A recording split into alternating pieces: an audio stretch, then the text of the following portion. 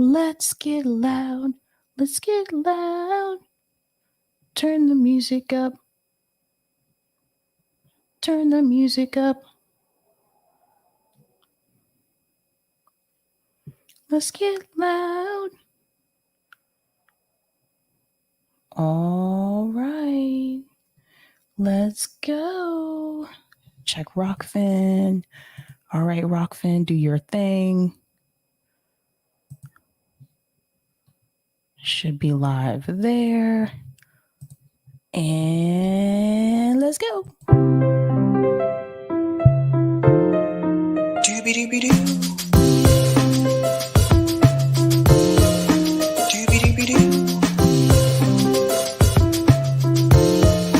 Doobie-doobie-doo. I'm your host, Sabrina Salvati.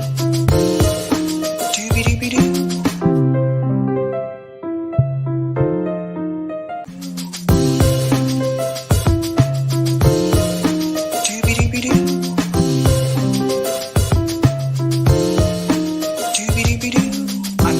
Sabrina Salvati.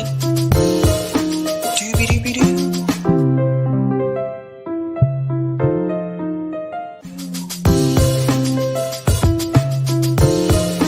Doobie-doobie-doo. Doobie-doobie-doo. I'm your host, Sabrina Salvati. All right. Happy Monday. Welcome to Sabby Sabs podcast. I'm your host, Sabrina Salvati. If you are new, I want to let you know that Sabby Sabs podcast is a part of Revolutionary Blackout Network. You can catch me there on Tuesdays, Thursdays, and Fridays. And you can catch me here Mondays, Tuesdays, Thursdays, and Fridays. So welcome all. I hope you had a great weekend. I want to go ahead and give a quick shout out to people watching on Rockfin, YouTube, and Twitter. Welcome all. And I do want to go ahead and shout out everyone who is a Sabby patron. Thank you guys so much for your support. I really do appreciate it. It does go a long way. If you're interested in becoming a Sabby patron, I have 5 categories: members, Sabby, Sabsters, Sabinators, and the ultimate. All of their names are listed here. And I want to give a quick shout out to new patrons. Everyone give it up for the newbies. Shout out to Rachel Gittleson, Maggie Cobbler, and John Stesovich. Thank you so much. Welcome to the team. Welcome. And you can also see their names scrolling across the bottom of the screen. So want to give quick shout outs to people in the chat. Let's do it. What's going on, Quicksilver Fan 69? A lot of strikes and protests happening, which I am grateful to see. Sri Lanka, the Netherlands, Starbucks unions, UK fuel and cost of living protest. I hope this becomes the turning point. Me too. I'm right there with you. What's going on? Miguel says peace. Shout out to Steven, says evening all. Cheers. Greetings. Hannah G says hi, Sabby. What's going on? Lawrence Johnson, who's a Sabby member, says doobie doobie door 2024. Greetings. Notori Lee says Sab. What's going on? Sebastian says, hey, y'all. Greetings, Eric, who's a Sabby member, says, I hope everyone is having a very pleasant Monday. Me too. Had a busy day today, guys. I did interview Rokana today. That will premiere tomorrow. It's already up on my channel, scheduled as a premiere. It will premiere as a live, so you guys can still talk to each other in the live chat. So definitely don't miss that. That will be tomorrow, 3 p.m. Eastern Standard Time, Eastern Time. Tomorrow, don't miss that. It was an interesting discussion, so mark your calendar for that. Shout out to Jonathan, says, hey, Sabby, I thought the interview will be posted today. I can't wait to see it tomorrow. Yeah, originally that was going to happen. We did change the time. So originally it was going to be this morning and I was going to post it for this afternoon, but we ended up moving the interview till this afternoon. So it'll post tomorrow. Greetings, Captain Price II says hello.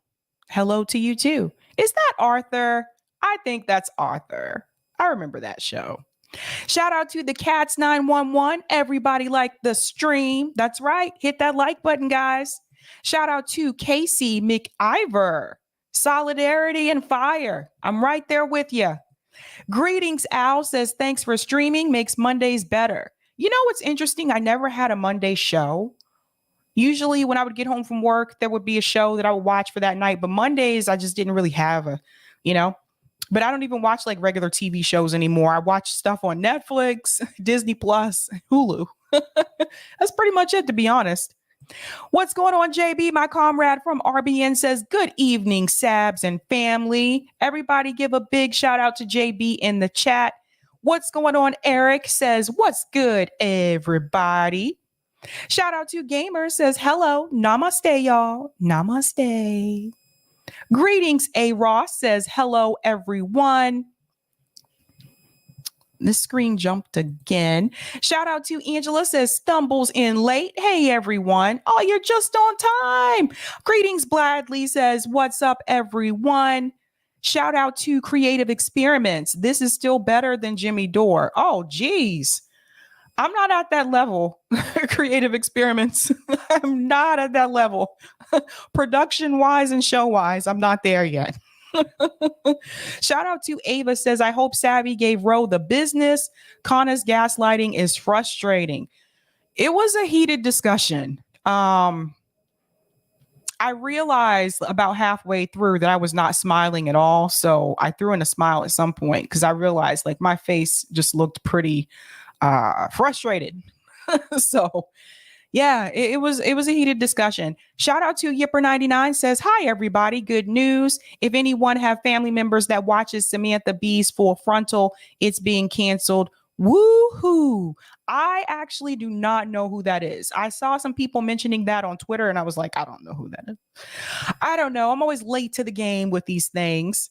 What's going on, Atrice? I had you and then I lost your name. But shout out to Atrice. Oh, there you go. Atrice says, what's good? Greetings, Noli D's giving a shout out there for Gamer. Gamer is the popular one. The popular one in the chat. Shout out to Peggy says, so grateful for your show, Sabby. Good evening. Good evening to you as well, Sabby. All right, guys, let's go ahead. Or did I say Sabby? Greetings to you as well, Peggy. Sorry, guys. It's been a long day today.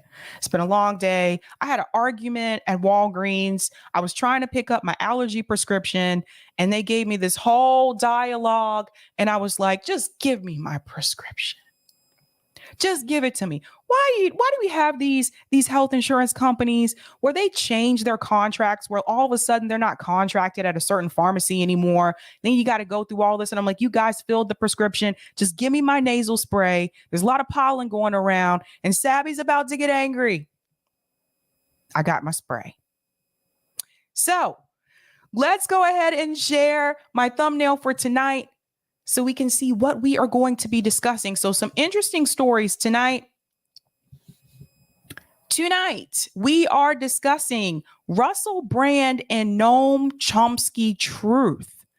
Excellent interview there by Russell Brand. There are some things that Noam Chomsky talks about in this interview that I do want you to hear. And he also discusses what we need to be prepared for, what's happening in reference to censorship and what he believes is going to become of our society if we do not make change. We're also going to discuss justice for Brandon. I'm not sure if you guys have heard about that incident that happened in Tennessee. Very sad. I had to make sure we got to cover that tonight. And of course, we are also going to discuss Boston University Starbucks strike.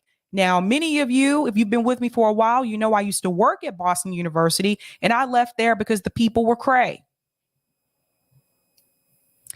It was a terrible work environment. I'll get into that later. So when I found out that one of the Starbucks there, the one on Calm Ave, I know exactly where that one is, that they're striking, I do not blame them. Okay, let's go ahead and get started with our first story tonight, and that is going to be that Starbucks strike. So Eric was the one who actually let me know about this because I haven't actually talked to people at BU in a while. Most of the people that I worked with are gone. Like a lot of people quit, So I didn't know about this until Eric told me about it. So let's go ahead and get into this story. Now, this was announced in BU Today. For those who are not aware, BU Today is the school newspaper there. So let me go ahead and I want to show you this picture first. So this is Commonwealth Avenue. We call it Com Ave here in Boston. If you look ahead, you can see there's this building here with a needle at the top. That's the Prudential Center. We call it the Pru. Pretty popular building here. There was a restaurant at the top one point called Top of the Hub. They closed along with many others. But Com Ave is a long street in Boston. It actually goes into Newton, but it's known for Boston University. That's where BU's campus is located, right there, smack dab in the city. Doesn't really feel like a campus because it's this long stretch of buildings, right? There is a Starbucks that is located on Com Ave that is actually a part of Boston University. So this is no different than if you went to college and there were those little restaurants that were on campus. So you may have had a Taco Bell, you may have had a Chick-fil-A, but they're affiliated with the university, meaning the university owns that franchise because it's on their campus. Well, their workers are speaking out and they have been striking up and down Com Ave, letting people know this is not the Starbucks that you want to go into. And we're not putting up with it anymore. So let's go ahead and get into that. So there's the workers there. You can see a sign that says, "Ask me about our unfair labor practices." So let's go ahead and get into this story here. Striking workers at Com Ave Starbucks on BU's campus. So here we goes. They're about to give them the business. Workers at 874 Com Ave Starbucks on BU's campus voted in June to unionize, joining a growing number of Starbucks employees nationwide. Citing workplace issues, they say worsened after their union vote. Why am I not surprised, ladies and gentlemen? The Boston workers went on strike Monday. Their letter to Starbucks management noted illegal threats of discipline or termination of employees and drastically reduced hours of longtime employees, even as new employees were hired. I do want to chime in and say something here about this. This portion right here. Again, if you're just joining, I do want to remind you, this is the Starbucks location on BU's campus. There's more than one, but this one is on Com Ave. So again, the university owns this franchise. This portion here, where they discuss illegal threats of discipline or termination of employees, that is what I would consider to be retaliation. And that's not supposed to happen. Now, this is a tricky situation, because they are working at Starbucks, but the university owns that location because it's on campus. So they're not just striking against Starbucks when they're doing this, they're also striking against Boston University. So there's two issues here, because this is where I feel like the people who are in charge in the food and service organization at BU, they should have stepped in, but they're not going to. For those who are not aware, it was only a couple years ago that food and service employees at BU went on strike all across campus because they wanted a union. Now, they got that union. Unfortunately, this Starbucks location on campus doesn't want that to happen, even though it's already happened for BU employees that work at these dining facilities, that work at the dining halls. So why would you not let them unionize as well? Let's go back in. They specifically demanded that interim store manager Tommy Shorlian, who started at the store just after the vote to unionize, must be terminated from the company or be required to undergo additional training and supervision. Although official numbers are not known, it is reported that around 100 Starbucks stores nationwide have unionized. So that is what is happening there. And one thing about BU today, people can actually write comments here as well. So you can post a comment as well. Now, let's talk about this for a second, and then I'm going to show you a video of them protesting. Boston University has a lot of money. The president of BU makes $2 million a year. I'm going to switch something really quick here. I noticed my Wi-Fi. I'm going to add my mobile hotspot just in case. Is my Wi-Fi okay, Eric? I'm going to add mobile hotspot. I see myself getting a little fuzzy. Mobile hotspot.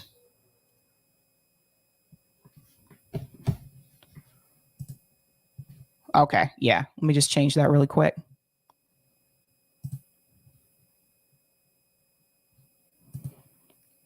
Mobile hotspot. Connect. We are going to have to get a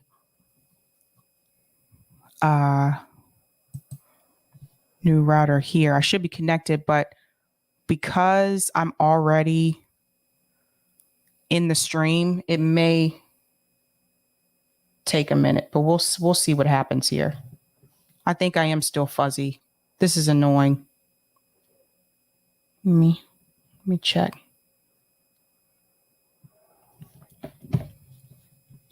Like it was doing just fine. Just fine. Let me unlink this.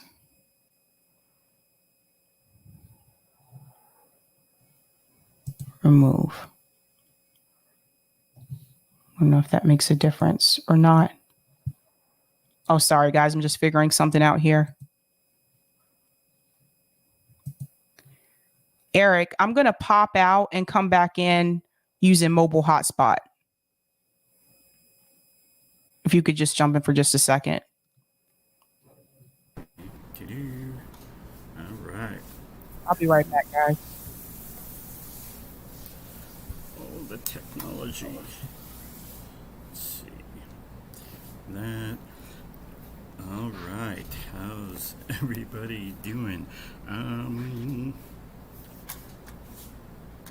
Let's see what we get happening in the chat here.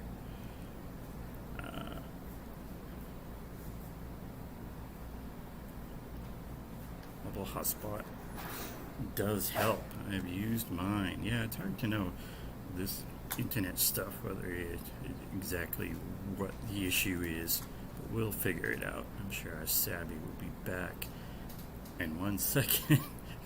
Once Johnson, focus. Oh, let's do a super chat. Thanks for this one from Dorian for this super chat. Got to support those who are doing the right thing. Otherwise, we get the alternative. Thank you, Sabby, for what you do. Super chat from Dorian. Yay! Thank you, Dorian. All right, that looks better. All right, Carry cool. Okay, cool. So in reference to BU Starbucks, what you have to understand is that Boston University makes a lot of money. The president of BU makes over $2 million a year. I kid you not. Because he's the president of the university also pays for his house. So he doesn't have to pay for a mortgage or rent or anything like that. So they have a lot of money to go around. They just don't want to spend that money on the staff unless you're a dean or some of these high level directors. And of course, the food and service workers, they get the short end of the stick. It's just the reality. Now, I do have a video here that I want to show you as well of them protesting. And I give a shout out to these workers because, this takes a lot of effort. You need to have everybody on board. So this was the workers' rights. They posted this on Twitter and it says Boston Starbucks location will be shut down as coffee workers went on indefinite strike. So they have officially shut down the location. So here we go. Let's go ahead and get into this chant here. More power to the people. Hey, ho, manager has got to go. Yeah, yeah.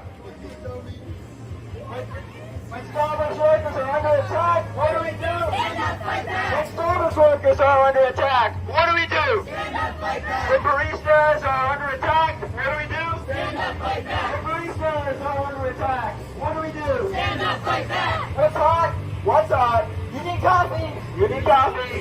What's not? What's not? Union busting. Union busting. What's hey? Hello. That is. So there they are there. That's right, Chase. $2 million to run BU, outrageous amount. Yes, it is. And for people who are not aware, he actually makes more than the president of Harvard. So what is really going on? Crazy stuff, crazy stuff. So I am very proud of them. I don't know if they're going to reopen that location or not. Like I said, like all the workers are on strike, so they had no choice but to shut the store down. And this is what we need. We need to have workers unite. We need to have worker power, and we need to have people fight over labor. You see, the store had to close. They had nothing else. What could they do? If you don't have anybody that's going to work there, you shut it down. You have no choice. So that is actually going to cost Starbucks money, and that's going to cost Boston University money. Now, and looking at this location, like I said, I know where this is at.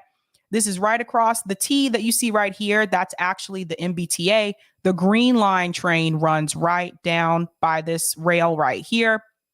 So it's a popular Starbucks location. Like I said, Common Ave is a hopping spot.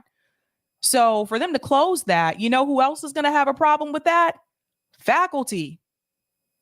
All of the faculty members that teach in that area at BU are not going to be too happy, because now if they want to get their Starbucks coffee, they're going to have to go further down Comm Ave, which, by the way, Comm Ave goes over a bridge. It's a long street. So if you're on one side of campus, if you're on East Campus and you're trying to get to West Campus, that's a long ass walk, especially in the heat. So the faculty members are not going to be happy about that. And you know what? That's kind of what you need. You need to make the faculty upset, because when they complain, a lot of times it actually does something. Versus when, you know, administrators complain or when the students complain. We were at the bottom. This is why sometimes when students would come to me and they would say, "You're an administrator, do something," there was nothing I could do. Faculty and deans have most of the power. So my complaint didn't mean anything. Yipper99 said, "Do not mess with libs and their coffee." Don't do it. This is a coffee town. I'm not a coffee drinker. I used to drink coffee. I haven't had coffee in over 3 years. But I can tell you, people here get pretty angry if they don't get their coffee. I saw it happening during the pandemic when we were first starting to shut down and they sent us home, and people were freaking out. They were like, I'm on campus and I can't get my Starbucks because they closed the Starbucks and they sent people home. Like, people will lose it. They'll lose it. Miguel says they are doing strikes in Seattle stores and other locations as well. That's right. That's right. And now this actually raises a bigger question, and I want to go ahead and share this as well. I told you guys, Case Study QB is doing the damn thing. Okay. Case is doing the damn thing. And Case Study QB, he clipped this from Fox Business. Now, this segment here is discussing how Americans are working 2 full-time jobs more than ever before. People are working longer hours and their pay is not increasing. So the reason why you may see a lot of these open jobs, these open positions right now, is because a lot of people quit because they're like, yeah, I'm not taking this anymore. I am not putting up with this. I am done. So you'll see a lot of open positions, but what are those positions paying people? Are they even paying them $15 an hour? Are they paying them a living wage? No, that's why those positions are still vacant. Are they overworking their employees? Probably. Are they giving them good benefits? Meh. So listen to this segment here from Case Study QB, because this should be a wake-up call for people in this country. Shout out to Case. More Americans than ever are working 2 full-time jobs. More Americans than ever. How many people are actually working Okay. two full-time jobs? Correct. Yeah, and maybe Senator Braun can comment on this as well, because 5% of employed Americans are working 2 full-time jobs, and that's up 1 full percentage point from last year. So 426,000 people in total. That's a lot. That's up almost 100,000. Yeah. You can tell that they're deeply out of touch. You can tell by the looks on their faces. They're shocked that many people are working 2 full-time jobs. They don't realize it because they live in a bubble. I bet you Stu is probably pretty wealthy. Fox Business is not paying Stu like $50,000 a year. Stu is probably making some bucks. They don't talk to people who are working class. They don't live in communities where people are working class. This is why something like this is shocking to them. Now, I want to remind you, full-time doesn't mean 40 hours a week. You can be a full-time employee and only work 32 hours a week. So yes, it is possible to have 2 full-time jobs, meaning that you could be working 32 at one job and 32 at another. That's 64 hours a week. I know people here in the Boston area that are engineers, they're working over 60 hours a week. It happens. Now look at these numbers here. Working 2 full-time jobs. 426,000 people. Hours per week, over 70 hours. It's actually not as uncommon as Stu may think. Not everybody has the weekends off. Not everybody works a 9 to 5. Some people work 3rd shift. This is what happens when you are out of touch with the working class. Let him carry on. Over the past 2 years, and how it's, I guess how you call it 2 full-time jobs is if they work over 70 hours a week. So that's people on the books. They're Correct. paying Social Security tax. There's an Correct. awful lot of people. Because she doesn't know how to do math. You only need 32 hours to be considered full-time in most states. 32 plus 32 is 64. So I see in her mind, when she hears full-time, she's thinking 40 hours. So she's like 40 plus 40 is 80. So if you're working 70 hours a week, how is that 2 full-time jobs? Because she's not realizing that you can work 32 hours and still be considered full-time.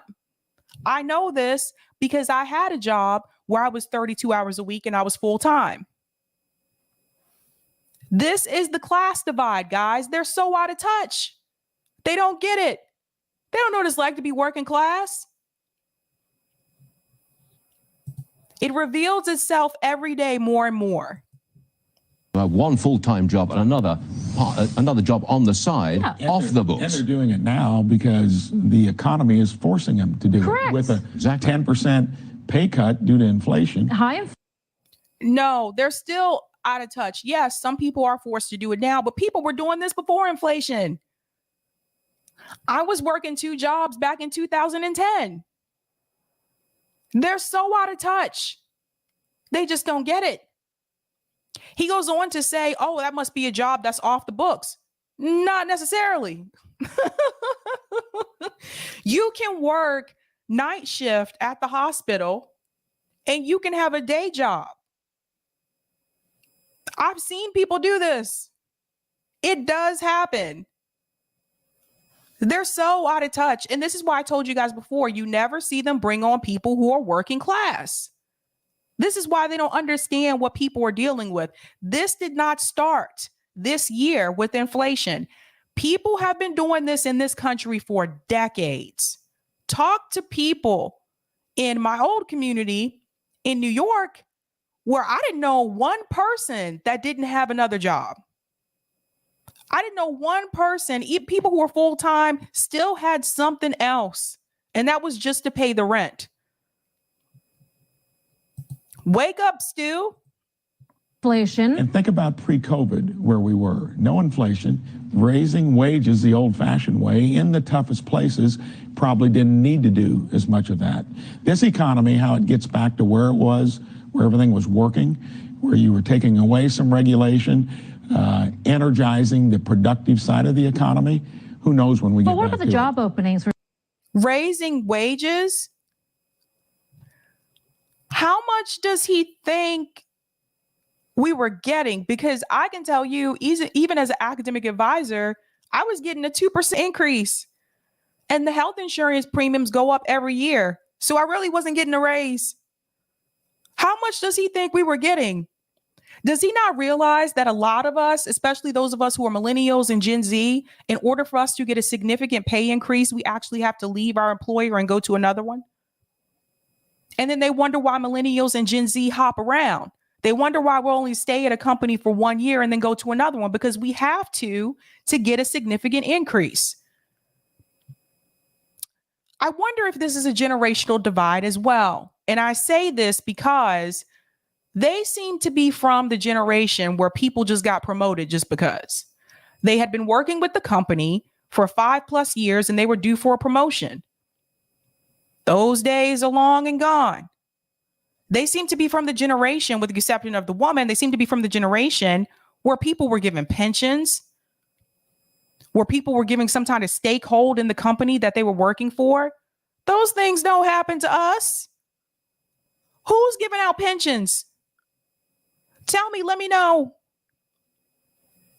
They don't get it because they're so out of touch, like a generational divide, and then you have a class divide. They think that because they work at Fox Business and they're getting those promotions and they're getting those increases, that everybody else is getting it too. No. Do you know that when I first started working at MIT, and this is going to blow your mind because this wasn't that long ago. When I first started working at MIT, you know, they were paying me $17 an hour. And that's nothing. I knew people working there that were getting $10 an hour. In Boston, one of the most expensive cities to live in. This is why they need to talk to people who are not like them. We're still close to records at 11.5 million job openings, right? Do you think in a slowing economy with more people being forced to take a second job, that number quickly closes then? I think so. No. And I think also we got to figure about where the work ethic is going to be when for a couple of years we've been incentivizing maybe people to stay home and watch Netflix. And I'm worried about that. Yeah, right. Wow. You would think that with all these job openings, that gap would close. What are those jobs paying? That's the problem. Do those jobs offer any type of benefits? That's another problem. Are those jobs temp? Are they contract positions? Are all of those full-time positions? See, this is the thing, because you can be contract and working full-time hours, but you're not a permanent employee of that company, meaning you don't get the benefits that the others do. I've been contract before, so I know. If you're a temp employee, same thing. You can work full-time hours, but because you're not a permanent employee of that company, you're not getting the same benefits as the permanent employees are. They don't know, they don't understand, because they're lost. They're in la la land. So I was so happy that case study clipped that. And it doesn't stop here, ladies and gentlemen, because I got to tell you, some of these companies are really starting to fight back against these workers who want to unionize. And one of, I would say, I don't know if you would call them fast food, but one of my favorite spots to go to has also started to do this. And I will not be going to them. And that is Chipotle. Now, this is kind of in my backyard. This happened in Maine. Listen to this. Chipotle closes main store that sought to unionize. Isn't this a piece of work? Chipotle has permanently closed a Maine location where workers were attempting to unionize, drawing criticism from organizers who condemned it as a union busting tactic. The store, located in a strip mall just off the highway in Augusta, recently became the first Chipotle location to file union paperwork with the National Labor Relations Board. Now, this is according to the Associated Press. The matter was scheduled to be taken up at 10 a.m. hearing Tuesday, but the company informed workers of the closure in a 7:30 a.m. email, according to emails shared with the Washington Post by Jeff Young, an attorney representing the workers. Young accused the company of illegally retaliating against workers who sought to unionize. The union has filed an unfair labor practice charge over the issue. I call it union busting 101, said Young. This clearly was a signal to workers that if you organize, you could lose your job. And this is what I've been saying before. This is retaliation. Not in America. Not in the home of the free and the land of the brave. Oh, yes. This is how they're fighting back against them now. Now, some of you may wonder, wouldn't this hurt Chipotle? Probably not. Chipotle's huge. They have a lot of locations. But if this continues and other stores do this to employees that want to unionize, yeah, they could lose a lot of money. They're willing to close the whole store instead of giving these employees the benefits and the rights that they deserve. Isn't that something? They would take the whole business, let it go under. Let's just close the location instead of giving these employees some type of benefits. Miguel says Chipotle didn't want unions to spread like Starbucks, and it will. And just because this one closed, it doesn't mean that workers at other Chipotle organizations, locations are not going to try to unionize still. How many are they willing to close? It goes on to say Chipotle's chief corporate affairs officer, Lori Shallow, cited staffing challenges for the decision. The company went to extraordinary lengths to staff the restaurant, which has been closed since June 17th, by dedicating 2 recruiting experts to the location, she said in an emailed statement. Despite these efforts, we have been unable to adequately staff this remote restaurant with crew and continue to be plagued with excessive call-outs and lack of availability from existing staff. Let me go down to this part here. Staffers will receive 4 weeks of severance pay, according to an email to staff obtained by the Washington Post. The AFL-CIO, which has been advising the independent Chipotle union on an informal basis, issued a news release proclaiming shame on Chipotle for closing the store, noting that a rally had been planned for Tuesday afternoon. In the release, Chipotle worker Brandy McNeese accused the company of trying to bully, harass, and intimidate workers to stifle their voices and attempts to organize. She said the company is scared of workers' power, citing organizing efforts that successfully organized dozens of Starbucks locations. We are fighting this decision, and we are building a movement to transform the fast food industry and ensure the workers who create all the wealth for these corporations are respected and are no longer have to struggle to support their families. Now, I can also tell you this, the Chipotle down the street from me, they are not staffed at all. And actually, that's been going on since earlier last year. That is not a new thing. That didn't start this year with inflation, just FYI. They can't keep staff. They've overworked people. You go in there, you ask for queso dip, you get a little plastic ramekin of queso. Now, as a avid Chipotle customer back in the day, I know how large the queso dip is supposed to be. It's not supposed to be in a plastic ramekin this small. And they're still charging you the same price. This is what it's come to, ladies and gentlemen. So I'm glad and I commend these employees for fighting back. This is what we need. We need more people to do this. These companies are getting scared. They're shaking in their boots and they don't know what to do because the workers have had enough. So let's please commend them all. I'm going to go to some of these comments here. Welch's Grape says, my friend who went to Boston College said they have a saying about Boston University, it sucks to be you. They do. They do. That's a rivalry, BU and Boston College. Like, they do not like each other. They're right down the street from each other. Mr. Borch said, went there on Sunday with some comrades to lend support to Starbucks workers. All right, Mr. Boric. That's awesome.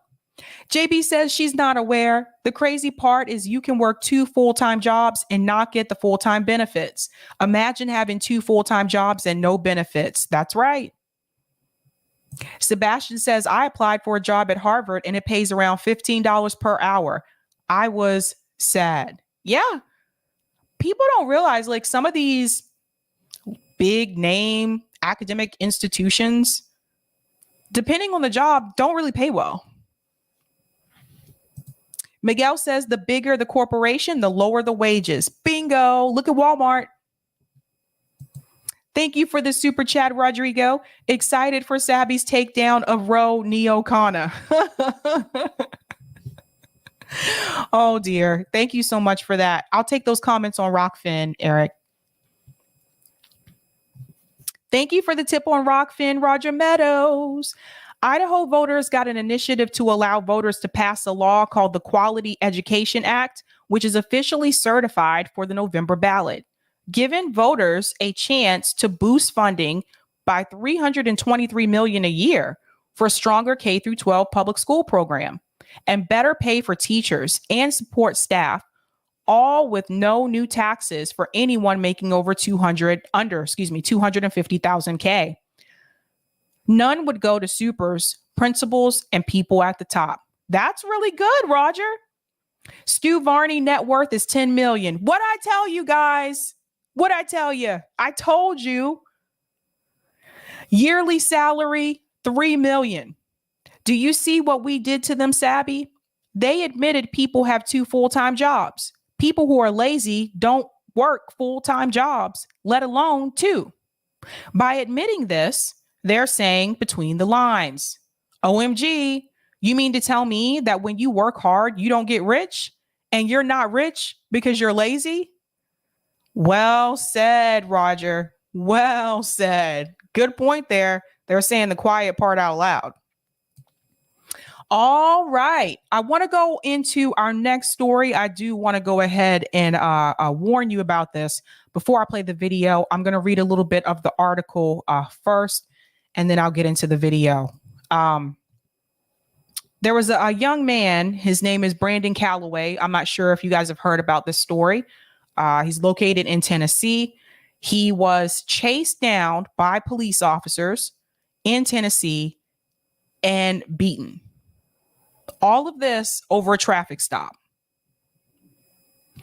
I want to go ahead and get started with the article first, and then I'll show you the video. It's crazy. Like, it's, I do want to add as well, before people come back and try to say, oh, what was his record? What was his past history? What kind of person was he? What was his character? Which I don't think should matter at all. But this is not someone that you can point to and criticize their character. Listen to this. Where was the training? Outrage over police beating of a young black man in Tennessee. The attorney for Brandon Calloway is questioning why Oakland police acted violently against a 25-year-old over a traffic stop.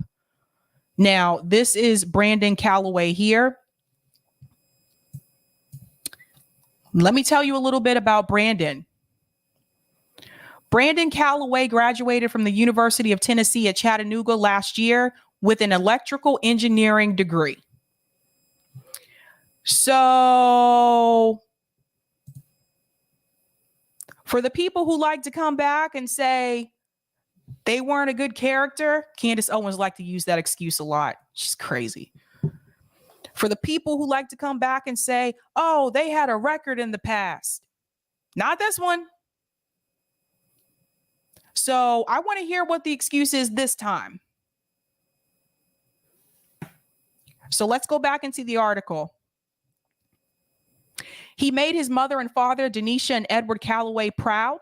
He has always been very ambitious, very creative, and has worked hard. He just wants to take on the world. That statement came from his father.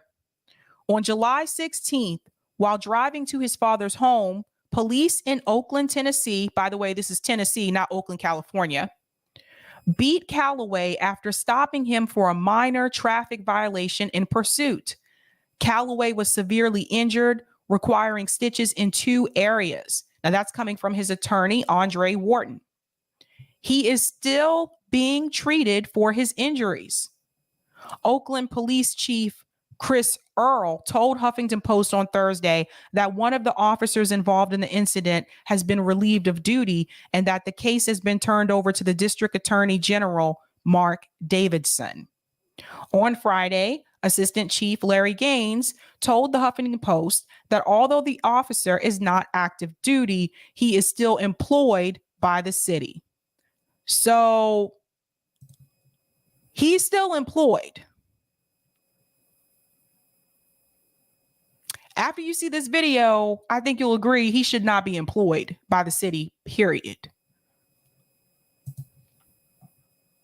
Neither Earl or Gaines would give the officer's name.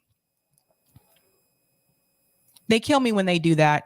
I don't like when they don't release the officer's name. Why are you trying to protect the officer? The victim isn't protected. But Wharton said at least 2 other officers were involved in the beating and that one of them may have been from another department. Body cam footage and dash cam video of the incident have not been released, but people close to Calloway say they want answers about how a routine traffic stop escalated into violence. You don't have an alleged shooter or robbery. You have a stop sign violation. Where was the training, if there was training? And is this how they are training to take actions first and ask questions later? Yes. This is what police have been doing. They have been taking action first and they ask questions later. And sometimes they don't get a chance to answer the question because they killed the person that they went after. They've been operating this way. The only reason we hear more about it now is because cell phones have cameras and because of social media. Mark my words, if we didn't have the technology that we had right now, most of these stories that we've heard about, we wouldn't have heard about.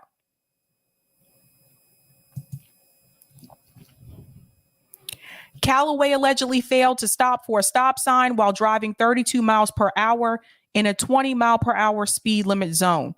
By the way, that's nothing. I've seen people drive down my street going like 80, have to be going 80 miles, and the speed limit is 30. I see police officers pull people on the street right outside my house every day. They don't beat them. They pull them over and they give them a ticket. So him going 32 in a 20 mile or 20 mile per hour speed limit zone, that's nothing compared to what I've seen in reference to people speeding. Calloway stopped his car in front of his home as police were pursuing him and turned around and told the police that he did stop for the stop sign. He ran inside. Officers at the home called for backup. Police forced their way inside the house without warning. Things got totally out of hand. They did not care where they hit him. So again, this is obviously, a traffic violation. This is not to the point where you need to chase someone into their home and violently beat them. Give them the ticket and move on. That's all they needed to do. This is absolutely ridiculous. The way, and I'm going to show you the video now, the way they went after him, you would have thought that he killed someone. So let's go ahead and get into that. Now, again, shout out to Case Study QB. I sincerely hope more people are covering this story. I know, because I've been noticing, I've been paying attention with independent media. After George Floyd, I don't see people really covering police brutality cases that much anymore. I wonder why. Shout out to Case Study QB. Thank you so much for this. You will be forewarned here. Just to prepare yourself, you are about to see that video. So here we go. One Tennessee police officer is on administrative leave, and state officials are investigating following the violent arrest of a black man accused of running a stop sign. Police say 25-year-old Brandon Calloway took off when they tried to pull him over. Officers chased him into his home, following him into his house, ultimately tasing him and hitting him with a police baton. The chaotic and bloody scene captured on video by Calloway's girlfriend. We want to warn you, the video you're about to watch is very disturbing. Nadia Romero is following the story for us. Nadia, this video is very unsettling.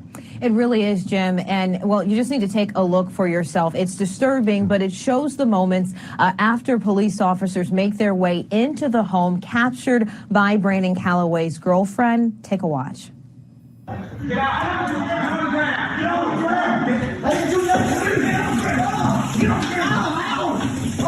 Look how they're doing it! I'm just going to pause it here for a second, and I just want to add something here. Notice the police officer said, get on the ground. Why does he need to get on the ground? If the violation was that he didn't stop at the stop sign, why does he need to get on the ground? Shouldn't you just be writing him a ticket?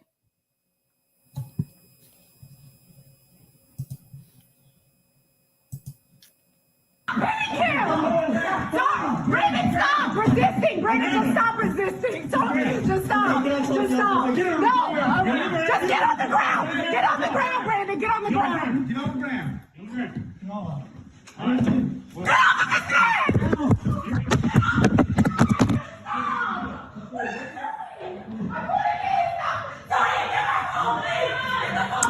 So you can see that video just really raises the hairs on your arms. His girlfriend saying, get off of his neck, and then the video cuts out from there.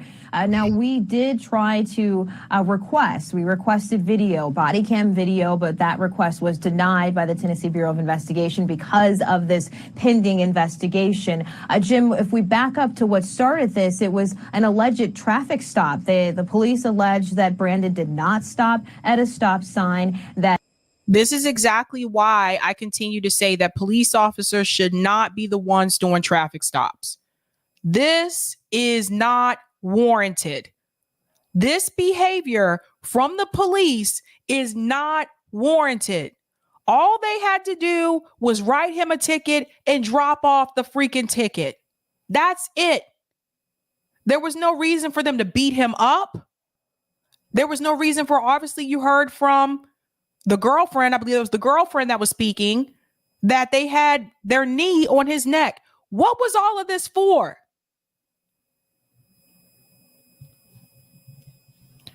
Don't tell me that race has nothing to do with it. Don't tell me that.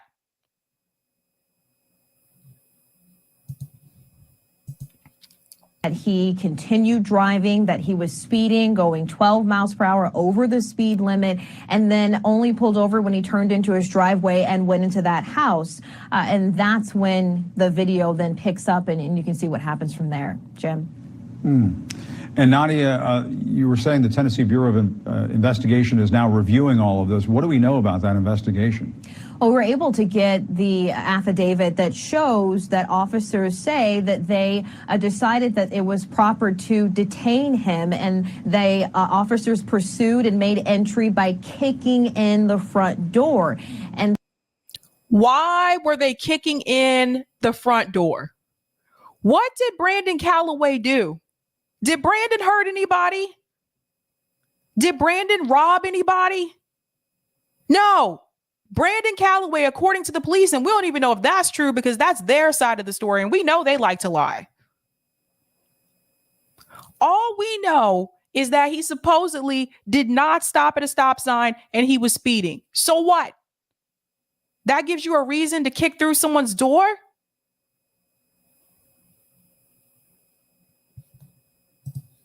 I can't.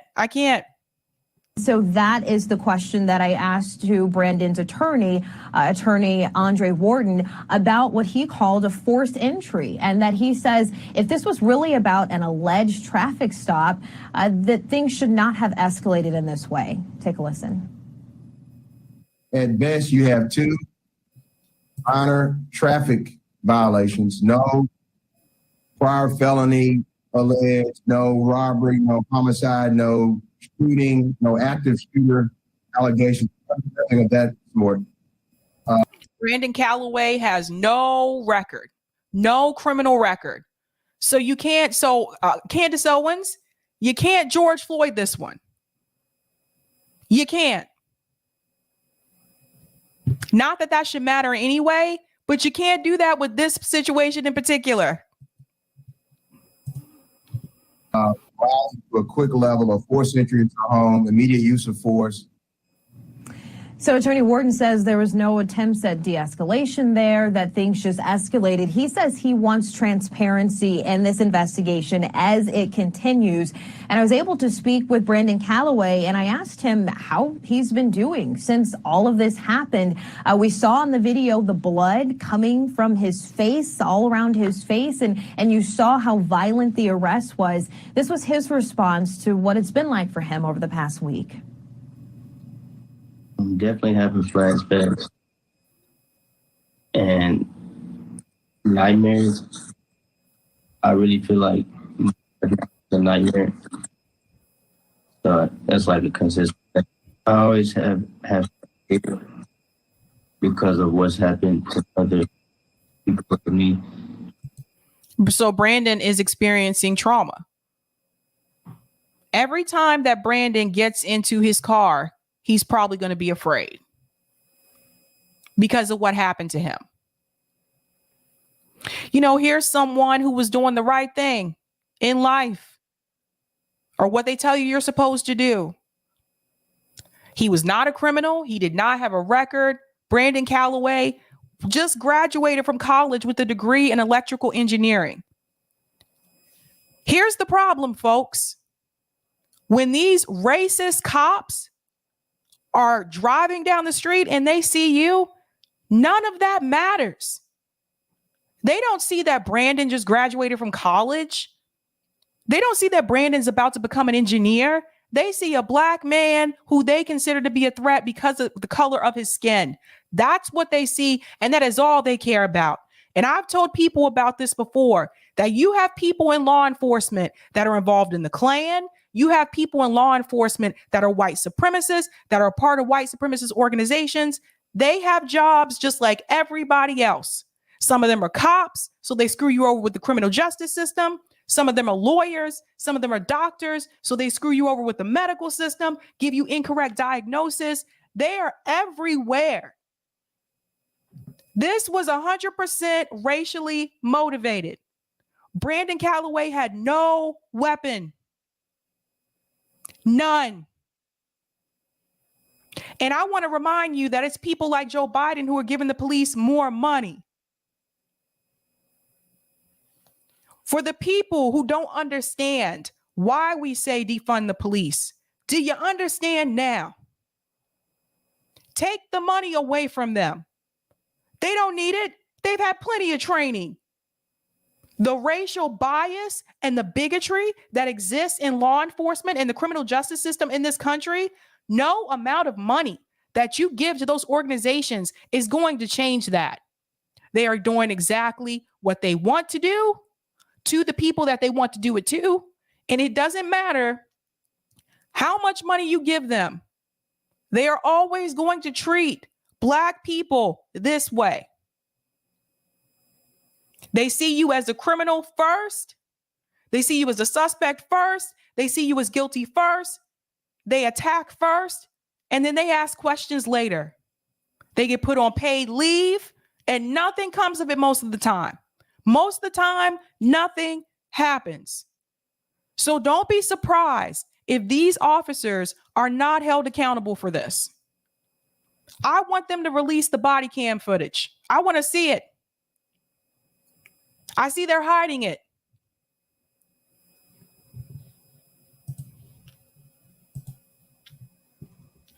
But no, I never thought anything like this would ever happen. So, Jim, we are still reaching out for more information, body cam video, dash cam video, anything we can get our hands on to get a better idea of exactly what happened before and after that cell phone video cuts out. Jim. Well,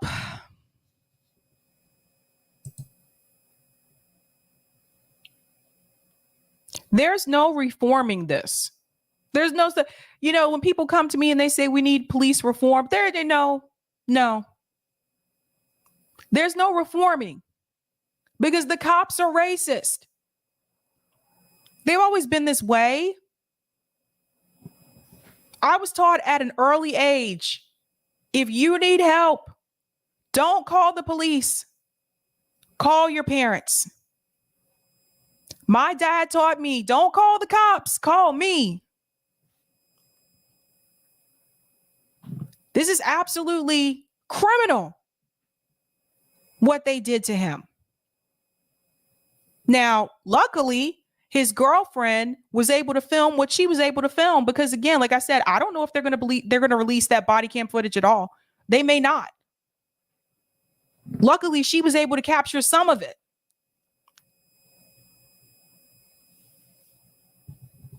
Yasmin said, "Yep, my dad did too." That's right. We know. We were warned. Don't call them. Hells no. You call them. Next thing you know, they want to come look in your house, see what you got, try to plant something on you just to take you down. Thank you so much for the super sticker, Wesley Whole Wheat. Thank you for that. Who's also a Sabby member.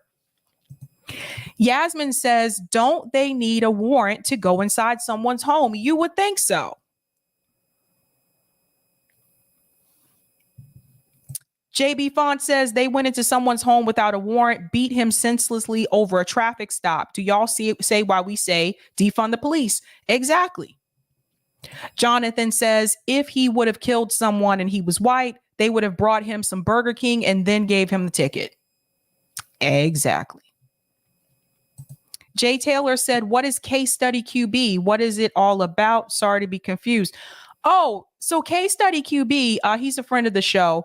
He clips a lot of news segments and then he posts them on Twitter. So a lot of people in left independent media, we use his clips sometimes. He's been on RBN. He's been on here as well. Like he's awesome. Like he comes up with a lot of like great ideas. He's also into a lot of the call-in shows. So sometimes if you listen to my call-in, you might see Case Study QB is one of the speakers. So yeah, he does that. He clips all of these clips and he posts them on his Twitter page and basically lets us know like what's going on. Leroy says, makes my stomach turn. Late stage capitalism is a wild place. That's right. Delthea says Calloway didn't stop for the police. The same police that severely beat him. Seems to me he was right not to stop. They beat him in front of a witness. Imagine what they do on a lonely road. That's right. I would be thinking the same thing. No one would have been there to film it either. JB says that trauma can also affect job performance and make his career prospects dismal. The pain and suffering is catastrophic. That's right. I have to tell you guys, if I'm driving and I see that there's a police car behind me, I change course. Even if I'm supposed to go straight, all of a sudden I feel the need to make a turn. Couple of turns. Don't trust it. I'll take those comments on Rockfin, Eric. All right, Roger Meadows. Thank you for the tip on Rockfin. End qualified immunity and more speeding cameras giving out tickets than cops to reduce driver-police interaction. This will lead to less traffic stops. Also, make sure cams are owned and operated by the government, not contracted out to private companies who are looking to make a profit. Red light and speeding camera tickets for New York City and Long Island, Suffolk County red light is $50, but Nassau County, Long Island red light is $150. And thank you for this one as well. Closing is a perfect opportunity for a newly chartered government agency whose main objective is to help Coop startups to come in and help workers establish a worker co-op to replace those shut down corporations. Here's an idea. If each state had one, workers can say, we're not striking because we want a union. We are striking to force them to shut the store down so we can own it. As each location closes, they cede ground to more worker co-ops to take their place. Well said, Roger. Thank you so much for that. I want to go into our final story tonight. Now, this is about Russell Brand and Noam Chomsky. So I do have to say, you know, I've been pretty, I guess, critical of Noam Chomsky within the past, I'd say, year. He's made some cringe statements last year, and I was like, what has happened to Noam Chomsky? But I think in this particular interview, I don't know how Russell Brand does it. I don't know how he was able to pull it out of him, but we get the old Chomsky back. And they have something really important to say here. And I think you need to listen to it, because Noam Chomsky is about to tell you what is going to happen if things do not change. Now, he talks about censorship. He talks about this conflict with Russia and Ukraine, but he really breaks it down in a way that I think is easy for anyone to listen to. So let's go ahead and listen to this, and I'll chime in between. I couldn't believe it when I got to meet Professor Chomsky, one of the most influential academics of the last 50, 100 years. You tell me. He surprised me with a lot of things he said. Most notably, that the US mainstream media censors more and puts out more disinformation and stifles debate more than even in Soviet Russia. I tried to... Can we do volume booster, Eric? Thanks. To remember whether or not he said in the description. I'll give you an easy link in the corner at the end of this fantastic video with Noam Chomsky. I couldn't believe it when I got to meet Professor Chomsky, one of the most influential academics of the last 50, 100 years. You tell me. He surprised me with a lot of things he said. Most notably, that the US mainstream media censors more and puts out more disinformation and stifles debate more than even in Soviet Russia. I tried to remember whether or not he said Stalinist Russia. Watch the video and you tell me yourself. He said that you can't talk about the war in Ukraine without censorship. If you're a regular watcher of our channel and our content, you'll know that if we put people up that present an alternative view, that stuff gets shot down. Why is that? Why are people afraid of having an honest and open conversation? When people say disinformation, I think what they mean is shut up. We only want one perspective. Well, do you know what? I believe you're capable of taking on more than one point of view. I believe that you are capable of understanding a wide set of facts, a broad scope of data, and forming your own opinion. We're not children. We're not idiots. They're trying to infantilize and disempower us. They've been doing it for too long. For a long while, you've known something's wrong, and we're here to show you how you were right and what we can do about it. Stay to the very end of this video with Professor Chomsky so we can tell you more about how to join our community and how we can start to mobilize this movement so it goes beyond just the spread of truth and into the instantiation of new systems, which can only obviously be achieved with massive consensus and new alliances, which I believe, because I believe in you, we can form. Let me know in the comments what you think about this video. Give us a thumbs up and spread it around like some crazy new virus. Stay to the end. At the beginning of your career as an activist rather than as an academic, anarchism and freedom of speech were two issues about which you were vocal and explicit. Do you still feel that decentralization and anarchism are important subjects to be explored within this arena that you say that we are currently lacking? Hit that like button, guys. Just a reminder.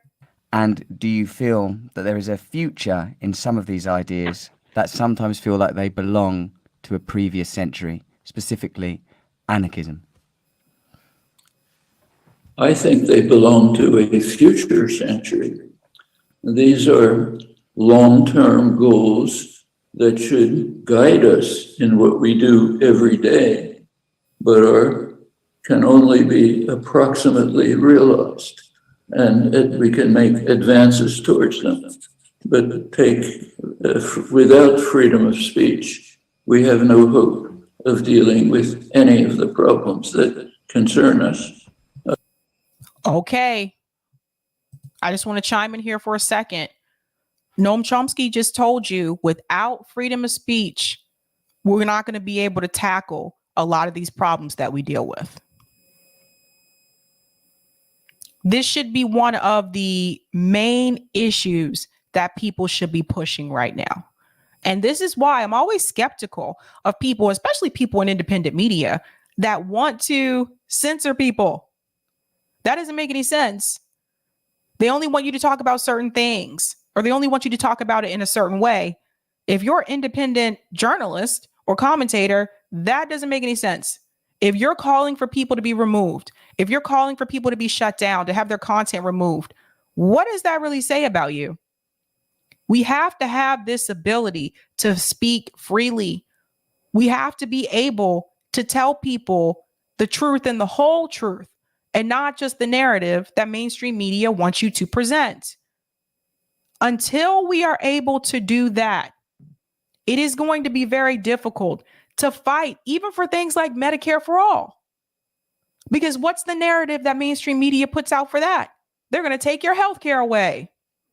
They want socialism. We're going to be like Cuba. We're going to be like Venezuela. Even something like that, you need to be able to have freedom of speech so that you can tell people what that policy would actually do for the American people, which is the portion that mainstream media leaves out. This is why it is incredibly important that you advocate for someone like Julian Assange to be freed. And for people who say you're wasting your time talking about that issue, for people who say that you're wasting your time going to protest about that issue, and those people are journalists themselves, what is wrong with them? How could you say that? I want to remind everyone that Julian was a journalist. So if you can't report on the news, if you can't tell your story to the people, that means that you are censored. And that means the people are only going to get the stories that they're allowed to tell. This is why a lot of us don't work for these mainstream platforms, these mainstream companies like the Washington Post and the New York Times. They wouldn't let us talk about this at those companies. So you go independent so you can have that freedom. So then they try to come back at you in another way, and they try to censor you on the platforms that you're on. They shut off your PayPal. They shut off your Venmo. This has happened to people. Anything to prevent you from telling people the truth. Free speech. Noam Chomsky just told you we're not going to get these things done without having that first. We can see this very clearly today, very dramatically. Take the United States today. It is living under a kind of totalitarian culture which has never existed in my lifetime, and is much worse in many ways than the Soviet Union before Gorbachev. Go back to the 1970s, people in Soviet Russia could access BBC, Voice of America, German television, if they wanted to find out the news. If today in the United States, you want to find out what Prime Minister Lavrov of Russia is saying, can't do it. It's barred. Americans are. That's right. And that's on purpose. So Noam Chomsky just told us it's worse now than it was back then in reference to censorship. He's right. If you want to hear what Russian media is talking about, and I got to be careful how I talk about this, what they are talking about, we can't hear it. They've pretty much blocked that off. How is that any different from the way that they censor information and media in North Korea? How is that any different? Because in North Korea, they control what comes in and what goes out in reference to the narrative, in reference to media, in reference to the news. So the people there only know what they're allowed to see. We are heading in that direction. Now, it may be hard to see that right now and say, oh, this is America. That would never happen here. You sure? How do we know it hasn't been happening all along? Something to think about. Are not permitted to hear what Russians are saying. Can't get Russian television, can't access Russian sources. That means also that fine American journalists like Chris Hedges, one of the best, is cut out, barred from Americans because he happens to have a program running on RT, Russian television. You want to find out what the adversary is saying, which is of utmost importance. You can maybe tune into Indian state television and find it out, or you can read it on Al Jazeera. But and they've also, for those who are not aware, if you're not on Twitter, a lot of the individuals that worked for RT, Twitter has labeled them as Russian affiliated media. Caleb Maupin has that tag. George Galloway has that tag now. It's weird. He didn't before. But yeah, a lot of them have that label now on Twitter. So that makes people doubt you, right? That makes people doubt your journalism. If they see that you're posting something on Twitter in reference to, let's say, this conflict that's going on between Russia and Ukraine, and they see that tag that you have put on underneath your name, that makes them think, oh, they don't know what they're talking. I'm not going to listen to them. They're Russian affiliated media. So Twitter knows what it's doing by putting that there so that less people will listen to them. The United States has imposed constraints on freedom of access to information, which are astonishing, and which in fact go beyond what was the case in post-Stalin Soviet Russia. That's just a remarkable fact.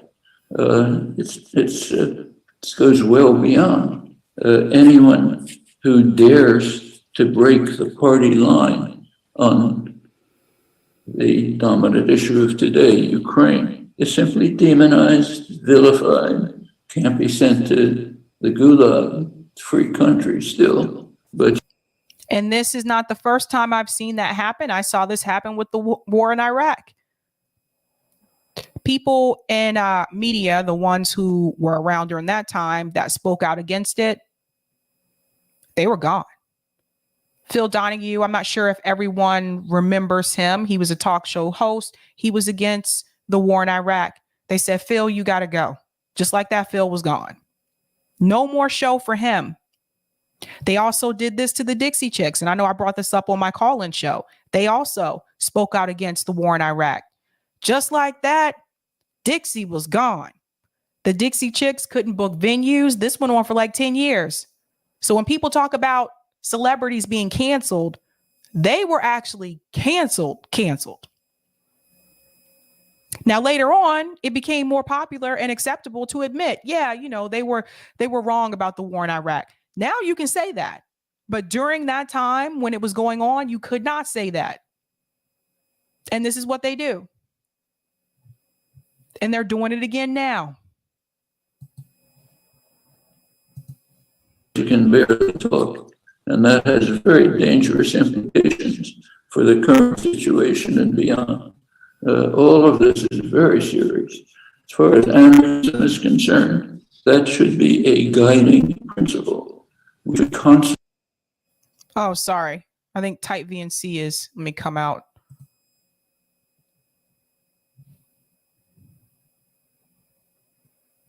And let me go back in. Okay, let's try it again. Searching for illegitimate authority. Okay, I'm just going to, I don't know what's going on with type VNC, but it looks like it's skipping here.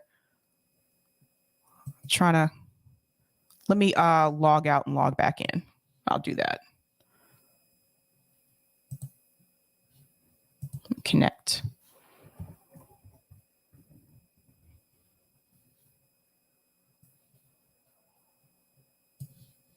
Okay, yeah, it's like type VNC is like not working. Let me remove it. Give me 1 second. Let me log back in. Because the conversation's getting good.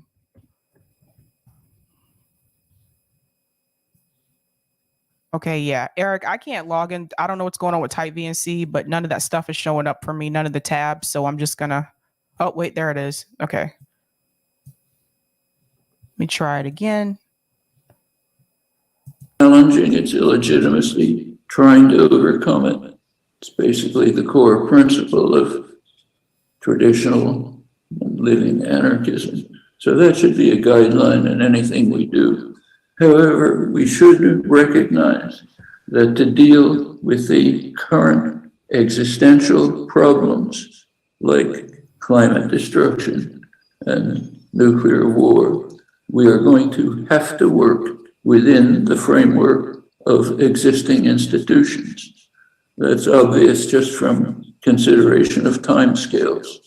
We can modify them, we can try to improve them, but they cannot be overthrown in any reasonable timescale. That's true, even though we must recognize that unconstrained free market capitalism is a recipe for suicide. Actually, businesses understood this for hundreds of years. So Noam Chomsky just told you that, yes, we can make reforms here and there. I'm going to put it in my terms here. Yes, we can make reforms here and there, but, you know, you really need some type of overthrow here. He also goes on to tell you that capitalism is going to be the downfall. And he's been talking about this for years. And here we are. And I think we see this a lot this year with inflation. I think we saw this as well with the pandemic. Some of us have experienced this most of our lives, just being working class or being poor. He's telling you that capitalism is going to be the downfall. So please be aware and weary of that.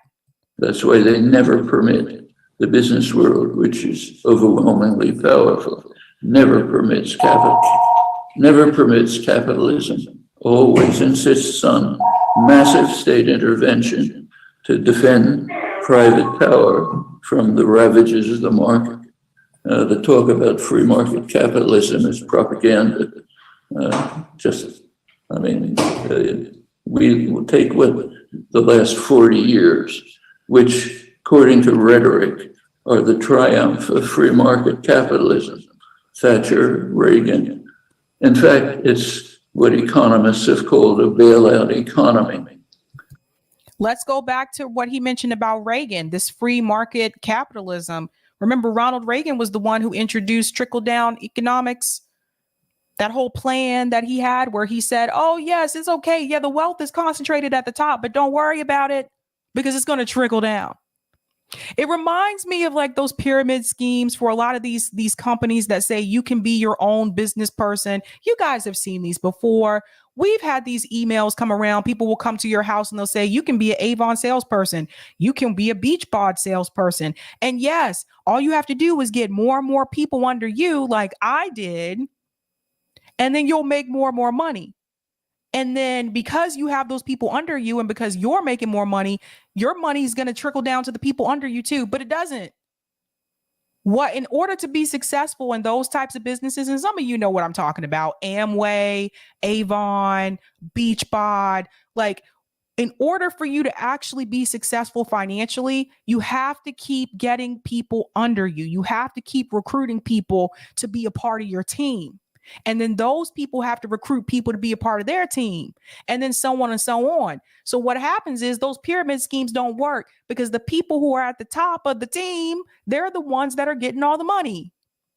So we realize that trickle-down economics does not work, was not working for people in this country. So Ronald Reagan's, love of free market capitalism and trickle-down economics was a disaster for this country. And a lot of people bought into it.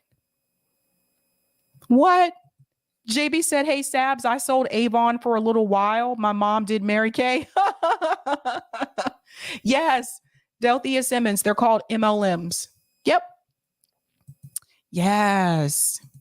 Resort to market forces has led to catastrophe after catastrophe. The state has to step in to rescue the perpetrators.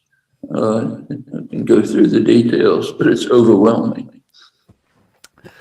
When economics becomes the de facto epicenter of our ideologies, do you see that as somehow co-committant to our separation from the ecological disaster that you're describing? When our ideologies, when our cultures, when our society is built around ecology, it is built, excuse me, around economics, do you see that as being part of the problem that has disconnected us from nature? How do you suppose that people have become so disconnected from nature, both inner and outer? And also, Professor, when you describe censorship to the degree that you just have, that you're saying we're living within a kind of almost unprecedented level of tyranny, certainly within the post-industrial age, how, when you have centralized power to the degree that you do, when you have censorship to the degree that you do, when you have anti-protest laws being continually introduced, and you have this 700-second ticking clock, how can we possibly intervene? And also, might I ask, when censorship is as extreme as you are describing, when the dissenting voices appear to be coming from the right, when Donald Trump is the only person advocating for de-escalation in the Ukraine-Russia conflict, where do young people, or just people broadly, start to direct their optimism? Around which principles do we start to organize, particularly when even when you, a revered thinker and philosopher and icon such as yourself, say that we should restrict ourselves to reform? Where do we find the kind of spirit? Where does the spirit come from? Because sometimes the fear somehow isn't enough, because the fear somehow leads to a kind of despair and a kind of nihilism.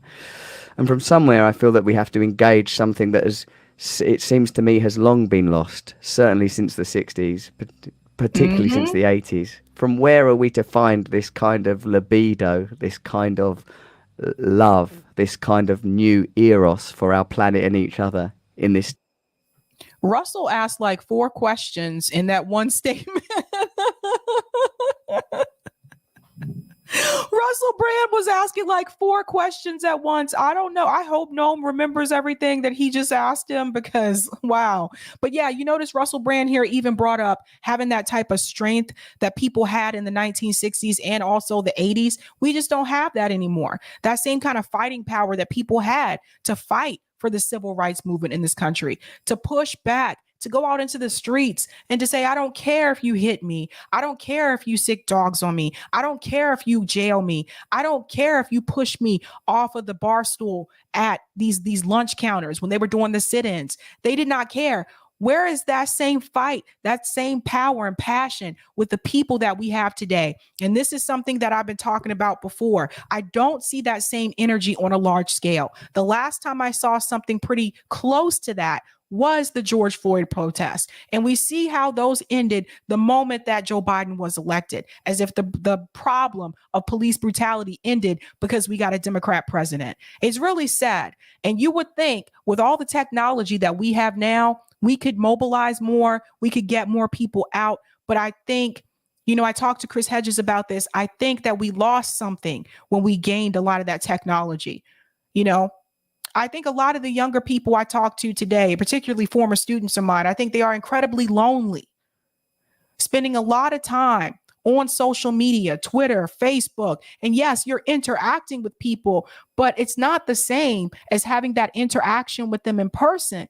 It's not the same going to lunch with someone, playing basketball with someone. It's not the same, the online community versus the community that you have with people in person. So I got this sense from former students of mine that there was this great deal of loneliness at the same time, even though they were very much involved on social media. So let's hear what Noam has to say about this, because that was like 4 different questions.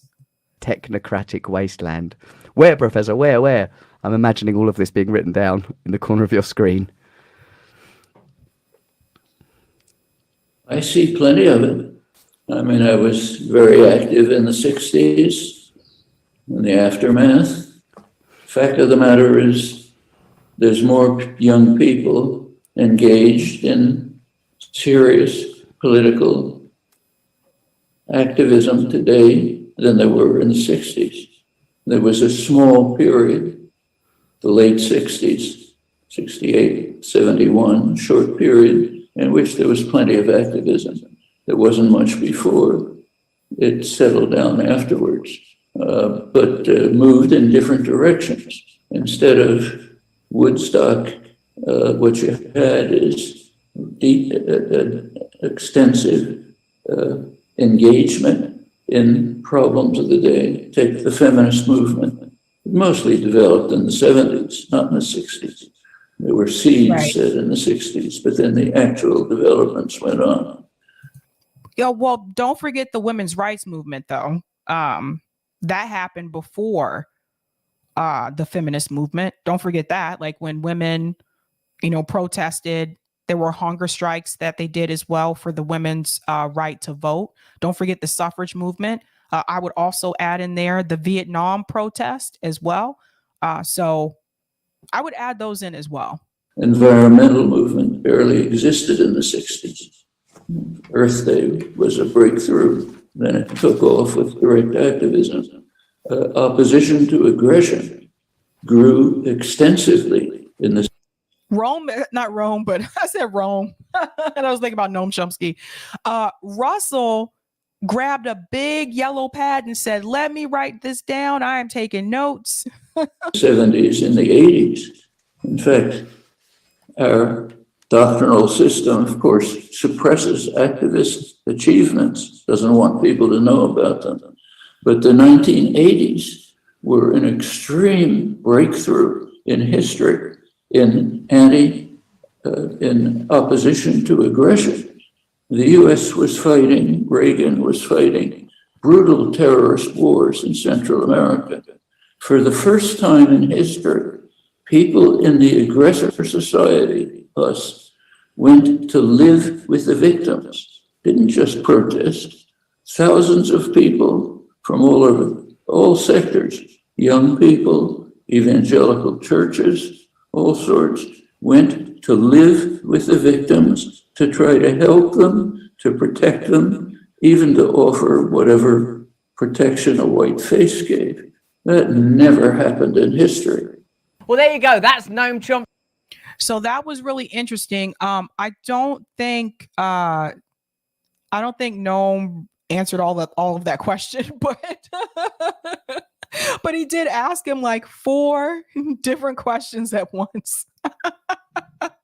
But he brought up something there about the churches that I think is important, how churches were involved with actually helping people in Central America, and I don't know, do we see that much now? I mean, I know there are some churches that do have these mission trips that they do, but this was different in the sense that they were actually there to help the people during a time of conflict. Whereas now I feel like it's more about converting people to Christianity. Let's do these mission trips so we can convert people to Christianity instead of actually helping the people, trying to be in community with the people and helping improve their lives. And I think that piece is missing from the church communities today. I don't see a lot of that. And that was something I've said to people before about a lot of these churches could be helping with mutual aid too. That's really what churches used to do. They used to do like mutual aid in the communities. Let's do a food drive. Let's do these events to help so-and-so save their house.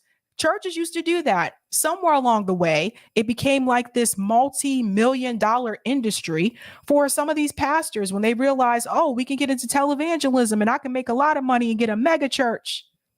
And I can have a fancy car and I can have a private jet and I can write books. And that's kind of where it shifted, especially with the Black church. That's where it's shifted now. It's become like this money scheme. And then that's how you get people like TD Jakes. That's how you get people like Creflo Dollar. That's how you get people like Joel Osteen, which, oh God, exactly, Jessica. Many churches are businesses now, and it didn't used to be that way. It used to be about actually helping people in the community.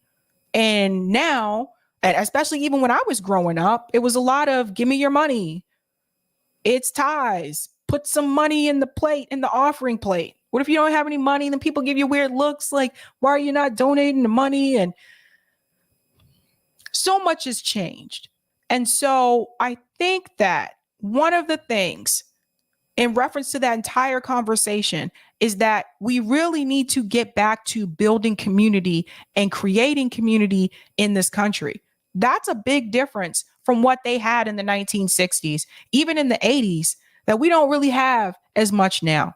Some people do blame social media from taking people away and keep people kind of like reserved and always online instead of in person. I think that's part of it. That could be part of it, you know?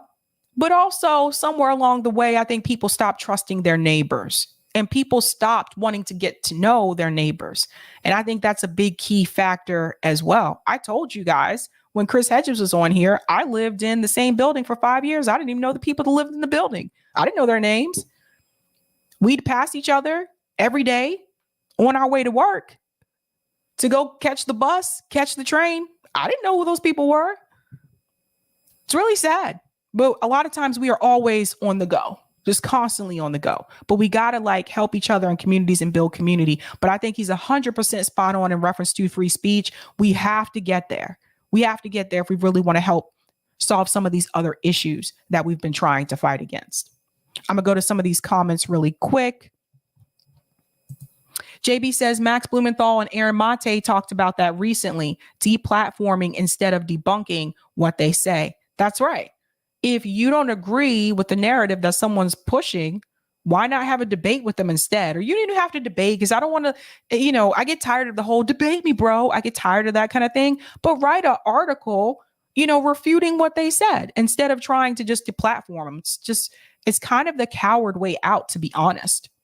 A kid said Sabby speaking freely is part of the U.S. allure, or what is supposed to make the USA unique. Yet, mainstream media ensures Assange's story is not told. You're right about that one. They bury that story like no other. Bill Bradley says the government privatized censorship. They sourced it to private corporations to work around the Constitution, and some people cheer it on. Jay Taylor says this attempt to control information and speech is a sign of fascism. That's right. And there was that article that Chris Hedges wrote couple weeks ago about fascism. We're heading in that direction. Sula Moon says Chomsky told us to vote for Biden. You think he's got buyer's remorse? I would hope so. Jay Taylor says Reaganomics was discredited almost immediately, and David Stockman, who was the budget director who promoted it, acknowledged it didn't work. JB says to answer Russell's question, people have to have nothing to lose, mixed with a sense of outrage. Capitalism has robbed the people of their sense of direct action and goodwill. It's all to make profit now. That's true.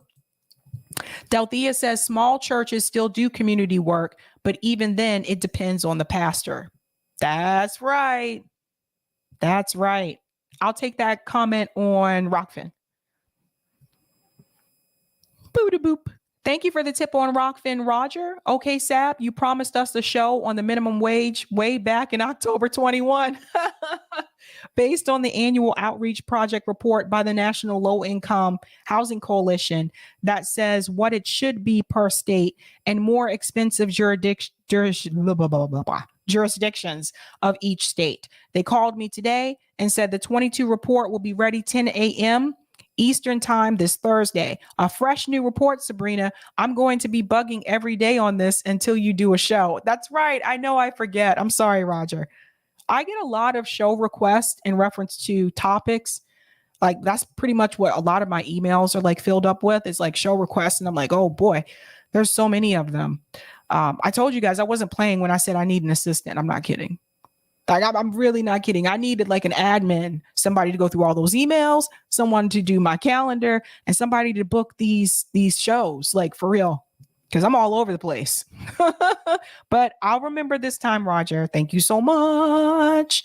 Boop-a-boop, boop-a-boop. Guys, thank you so much for those of you who donated to Camp Dada. Our funds have increased for that direct action event. I just got the update from the Bank Sisters actually before I went live. So thank you guys so much. I really appreciate that. It really does help. Like I said, we need to eat when we do this event. But tomorrow, 3 p.m. Eastern time, you'll see my interview with Rokana. We did it today, like I said, but it will premiere as a live tomorrow. I'll be in the chat with you guys, like chat, as well. It's a little tense. I will prepare you for that. But I think I asked the right questions. Unfortunately, I did run out of time and I didn't get a chance to ask him how he felt about Julian Assange. That was my last question I had. I didn't get a chance to ask that question. And I also didn't get a chance to ask about his position on the Russia-Ukraine conflict. So there were two questions I did not get a chance to ask. And I was like, shoot. But sometimes that happens with these types of interviews, especially me. I talk a lot. And yeah, sometimes you can't get everything in. So just letting you know that now. I apologize for that.